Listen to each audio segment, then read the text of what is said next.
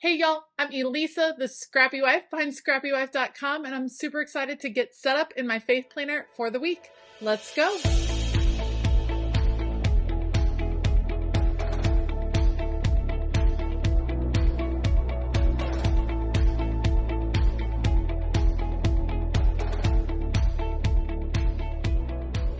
All right, I am starting to get into holiday mode, and I'm really excited to decorate my faith planning spread this week with these gorgeous pieces. This is some of the Rongrong PET tape. I love these houses. I think it's going to be so fun to create kind of a winter scene. So that's the plan. I will bring you guys along. This is my new faith planning layout in the venti size. Let's get it decorated and feeling festive for the week.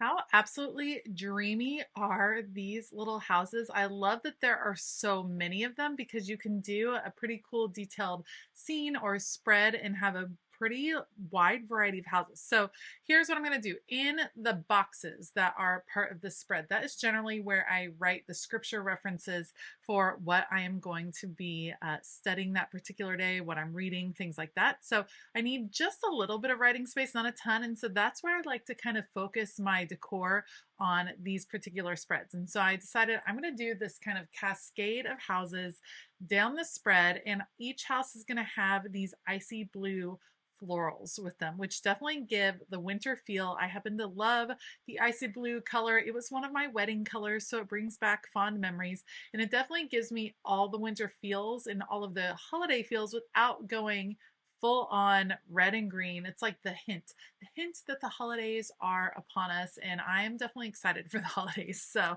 I love Christmas. It's my favorite time of the year. I love all of the feelings around the holidays. It's just, I'm ready. Let me know if you're ready too. I just love it this time of year, and I love decorating my planners to kind of fit with that time of year, just because it's so fun to kind of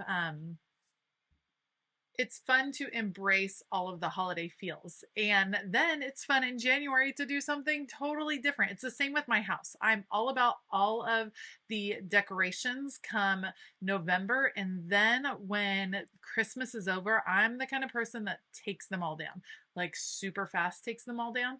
So I kind of do the same thing in my planner. I love all the holiday feels, and then I will be very, very excited to change it up again in January.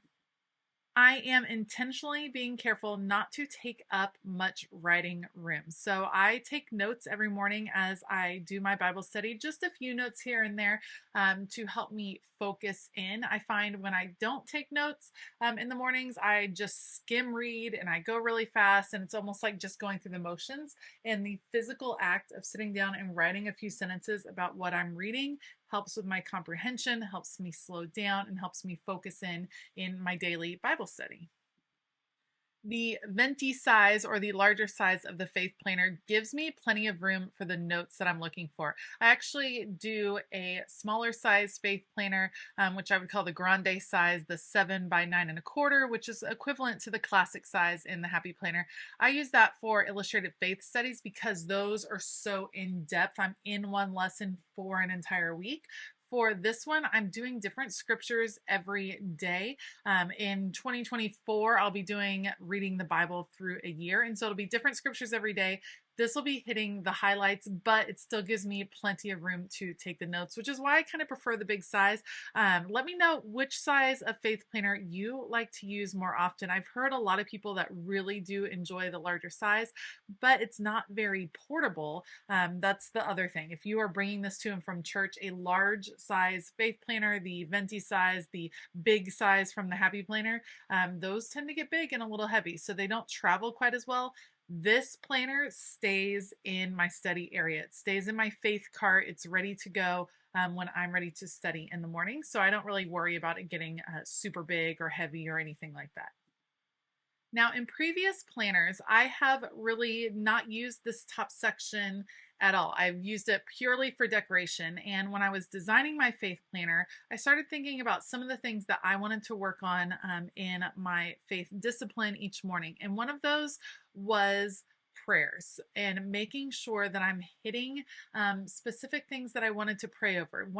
It's one of those things where you think of it during the day, and of course you can stop and pray at any point. But I want to make sure in my quiet time in the morning, each week I do have certain things that I want to pray for, people I want to pray for, world events that I want to pray for, all kinds of things, and I want to make sure I'm kind of keeping track of that. So I needed a place on my faith planning layout to do that, and then as a goal-oriented person, I love the idea of a weekly focus for your faith.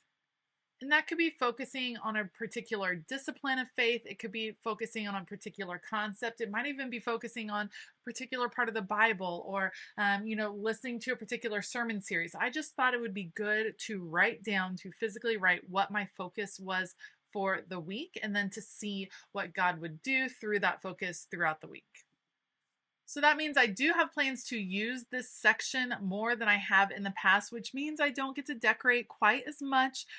That's fine. Of course, I decorate plenty of planners here and there, and I can always add decorative pages and other things that I'm wanting to, maybe around power verses, or as I study and do a little bit of Bible journaling. There's all kinds of ways to decorate, but I just want to maximize some of my writing space in this particular faith planner. What you see me adding right now is actually glitter washi tape. It is that same kind of icy blue color. I love it. So we're going to scatter it throughout the page, almost like a little road. If I'm being honest, I wish I had put the washi tape down first before I put the houses down, just because I think it would have been a little bit easier. And you can see the washi tape is going through some of the different florals that I had.